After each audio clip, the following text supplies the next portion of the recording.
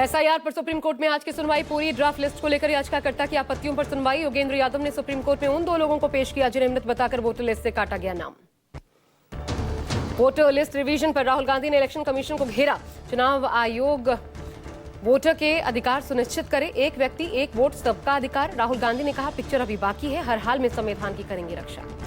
बिहार की मतदाता सूची में इलेक्शन कमीशन की गलती पाई गई। बिहार की वोटर लिस्ट में 124 साल की महिला का नाम मतदाता सूची में महिला को फर्स्ट टाइम वोटर बताया। चुनाव आयोग के विरोध में सांसदों ने पहनी टी शर्ट। रांची में सपा अध्यक्ष अखिलेश यादव का सरकार पर हमला। कहा भाजपा का सबसे बड़ा काम है साजिश और षड्यंत्र करना। 1 साल पहले भी लाया जा सकता था एसआईआर। मताधिकार हरण करना चाहती है भाजपा। एसआईआर के बहाने वे बड़े पैमाने पर जनता के वोट काटना चाहते हैं।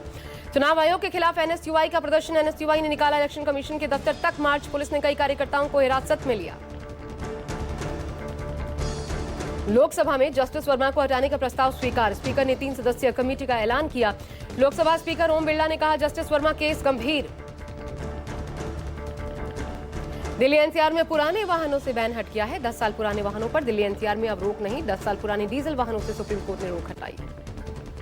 यूपी विधानसभा में फतेहपुर की घटना पर मंत्री सुरेश खन्ना ने समाजवादी पार्टी को जवाब दिया। कहा घटना में किसी भी सरकारी तंत्र का कोई इन्वॉल्वमेंट नहीं है।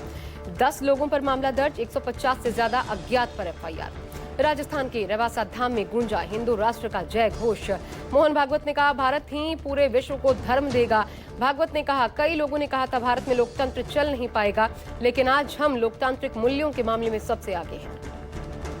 यूपी के फतेहपुर में हुई घटना पर बोले एमआईएम सांसद असदुद्दीन ओवैसी। कहा बीजेपी ने देश में नफरत का माहौल बनाया। यूपी में मुसलमानों के ऐतिहासिक स्थल पर दावा करने की छूट दी गई। ऐसा लग रहा है जैसे 1992 लौट रहा है। प्रयागराज समाजवादी पार्टी की पीडीए पाठशाला को लेकर 3 अलग अलग थानों में दर्ज हुई एफआईआर। सपा नेता अतुल कुमार यादव 10 से 15 अज्ञात लोगों के खिलाफ एफआईआर दर्ज की गई। सपा नेताओं ने कंपोजिट विद्यालय लमाही में पीडीए पाठशाला संचालित की थी। मध्य प्रदेश में आज से कांग्रेस का वोट सत्याग्रह। रीवा से वोट सत्याग्रह, तिरंगा यात्रा की शुरुआत। 300 सांसदों की गिरफ्तारी को लेकर रीवा में वोट सत्याग्रह पूरे प्रदेश में चलाया जाएगा पखवाड़ा भर। बारिश से देश भर की कई जगहों पर जनजीवन अस्त व्यस्त। जम्मू कश्मीर में भूस्खलन के चलते जम्मू राजौरी नेशनल हाईवे जाम। जम्मू राजौरी नेशनल हाईवे को खोलने का काम जारी। यूपी के हापुड़ में बाढ़ का पानी आबादी वाले क्षेत्रों में पहुंचा। बाढ़ के पानी से कई गांवों का संपर्क टूटा। गढ़ मुक्तेश्वर में गंगा नदी का जलस्तर बढ़ने से पानी से होकर गुजरने को मजबूर हैं लोग।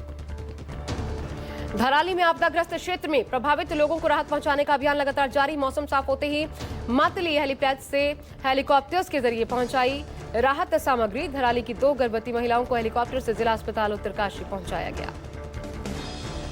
भागलपुर में बांध कटाव के कगार पर कभी भी ध्वस्त हो सकता है। ग्रामीणों में दहशत। ग्रामीणों ने आरोप लगाया बांध के निर्माण में भारी लूट हुई।